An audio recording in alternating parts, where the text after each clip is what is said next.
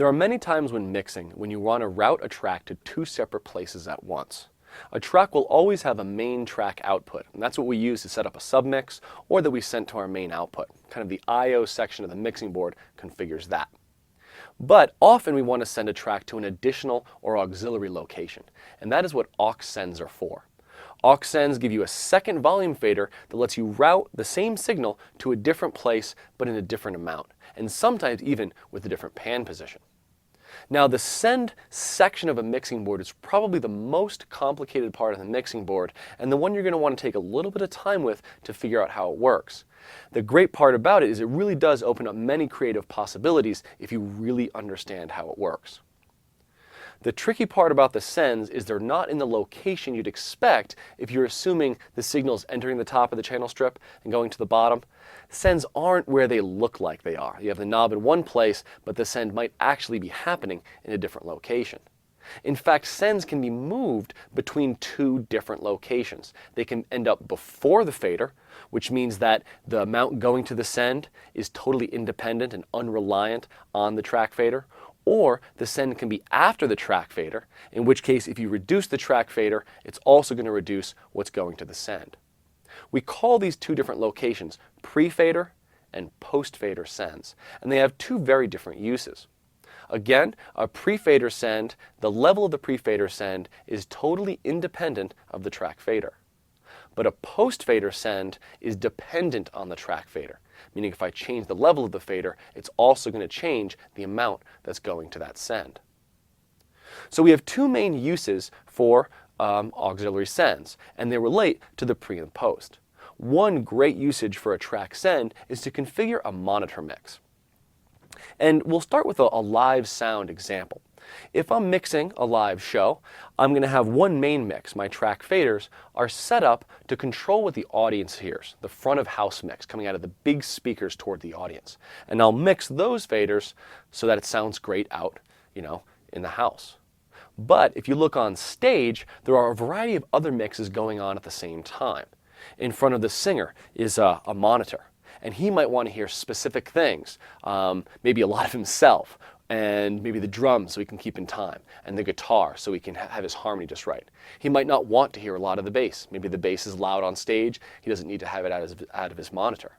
The drummer might want to hear completely different things. He might need to hear a lot of the bass so he can lock in with that bass line. And the guitar player, he might want to hear a lot of the vocals. So in that instance, the engineer is actually configuring multiple mixes. He has one for the front of house, which is his big faders, and he has multiple monitor mixes, which are all configured with auxiliary sends. In that case, we would want to use pre-fader auxiliary sends because we don't want his changes of the front of house mix to change the settings in his monitor mixes. The monitor mixes will have been configured during sound check so that they sound just what the band wants to hear. And as he changes the mix, as the audience comes in, changes the acoustics of the room, and the engineer's changing the front of house mix, it shouldn't change what they've decided on during sound check. When setting up effects, like a reverb or a delay, we'll also use sends, but in this case, we'll use post-fader sends. One of the great usages of sends is to configure our reverb, and the reverb is kind of the sense of being in a space. It's how we fool the listener into thinking that all the different elements were recorded in the same room and have a certain ambience around them. So we use post-fader sends because if we bring down, say, the level of the drums, it should also bring down the level of the reverb. If it didn't, we could bring that track fader all the way down and still hear the reverb of the drums, which would make no sense at all. So typically, when we set up effects in kind of a send and return structure, we use a post-fader send. And a post-fader send is really the default in your DAW in most cases. And you'll see if you right-click on a send knob, or maybe there's a P button that you can click to switch that send from being in either of those two places. Now, in the case of setting up a parallel effects with a reverb, we'll need an aux track where we can place that reverb and adjust its level individually from the individual tracks. When setting up monitor mixes, we might also use an aux track to configure the overall level of what's going to those headphones. And we can call that aux track a return track. And on a mixing board, it's often called a return. So you might hear someone refer to a return track, and you would configure that in your DAW with an aux track. And remember, an aux track is simply a routing point, but it can also have insert effects, which is where we put that reverb. So again, we use sends for two primary kind of signal flows. The first one is to configure a monitor mix, in which case we'd use pre-fader sends, and the level of the sends is not related to the track fader level. We use post-fader sends when setting up parallel effects like reverbs or delays, and the track fader level will actually change what is being sent to the reverb aux track. Now that we've looked at the concept of a send and return structure, I'd like to look specifically how we would set up parallel effects within a DAW. Now this is an essential technique because it allows you to use a single reverb plugin and apply it to the entire mix with different levels on each of the different tracks. We're going to talk more and more about reverb as the course goes on, but one of the important aspects of reverb is it gives you the sense of the space that all the instruments are in.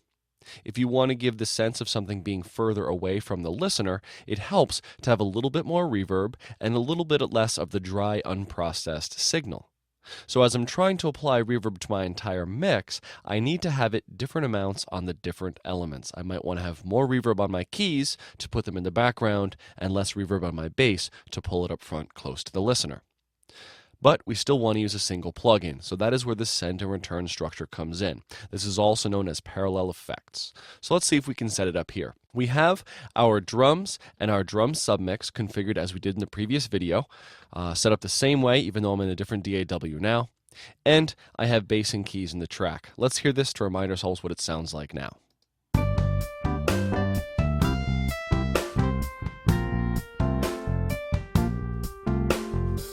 So I like what we have so far, but I'm feeling like it's a little bit too dry. I'd like a little bit more of a sense of a space around this. The first thing we'll need to create is a bus, and I'm going to my audio assignments here to configure that. I'm already using one bus for my drum submix, so I'll use another bus for my reverb bus.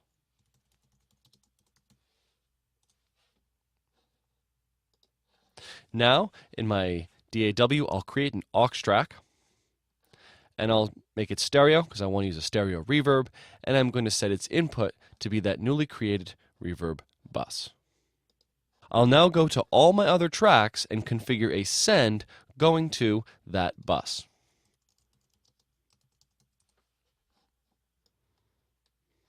Now, it's not necessary to configure all the sends. We could just configure the sends that we were going to use. But if you look at an analog mixing board, there's a row of sends that all goes to a specific location, and it's a great thing just to set up for yourself to make looking at your mixing board easy.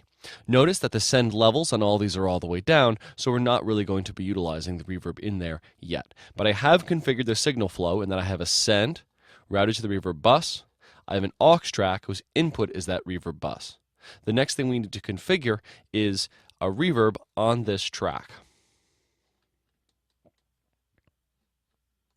When we add this reverb, I'd like to immediately set the dry wet to 100% wet. Now there's two ways you may see a dry wet section in a reverb. One way is having two separate faders, one for dry and one for wet, as we see here. Another variation that you may see is having a single knob that just crossfades between dry and wet. If we're putting a reverb in an aux track, it's essential that the output of the device is only reverb and none of the dry. That makes it so this track is entirely reverb and doesn't affect your dry mix at all. It also avoids the chance of having doubled up dry sounds, giving you the chance of phase cancellation, which we try to avoid. I can choose a preset that is similar to what I really want, and I'll choose Big Room. Now if we listen, we're not yet using that reverb at all, but when I increase the reverb send on my keys, we should start hearing it.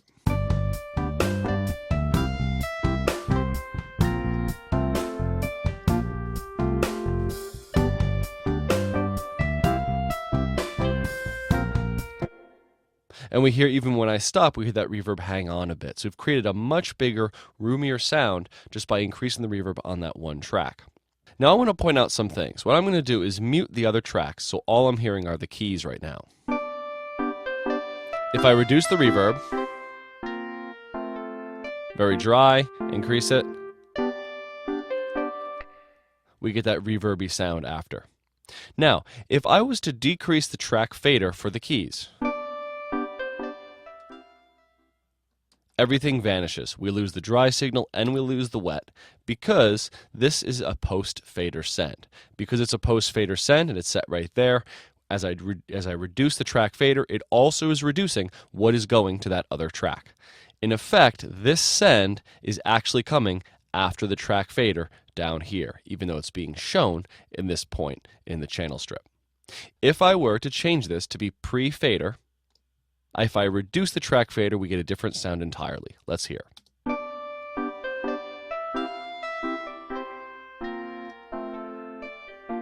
Now, the only thing we're hearing is the reverb, and we're hearing none of the dry. As I bring this up, we hear more and more of the dry. So it makes sense for reverbs to use a post-fader send. This way, as you reduce the track fader, it also reduces the amount of reverb. If I wanted to add reverb to my drums, I would go about bringing up the reverb send on the drums. Let's hear how that sounds.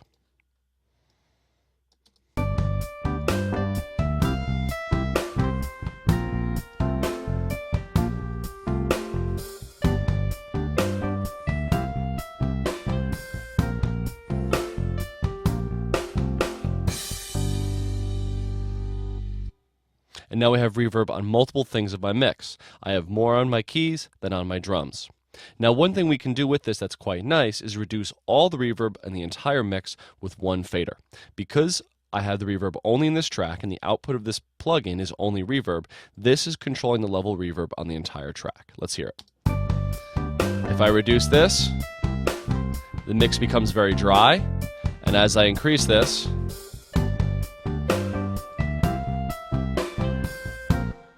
the mix becomes roomier. So we have a wonderful dry-wet control for the entire mix. And if I want to change the type of room on the entire mix all at once, I can do that by adjusting this one plugin. If I want to give it a really crazy long room sound, I can do that like this. And let's hear it.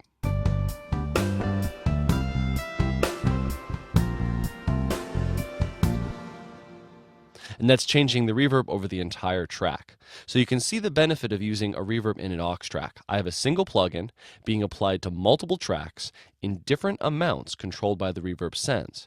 That's reducing CPU usage from having multiple plugins. It's making it easier to change the setting on the entire track. And I have a beautiful dry-wet control over the entire mix. I'd like you to go to your DAW and see if you can configure this type of parallel effects. It's a very important type of signal flow. It is a bit confusing at first, but in the long run, you'll find it's an essential technique, and you'll find it's a common thing among mix engineers, so you want to be able to understand how this signal flow works.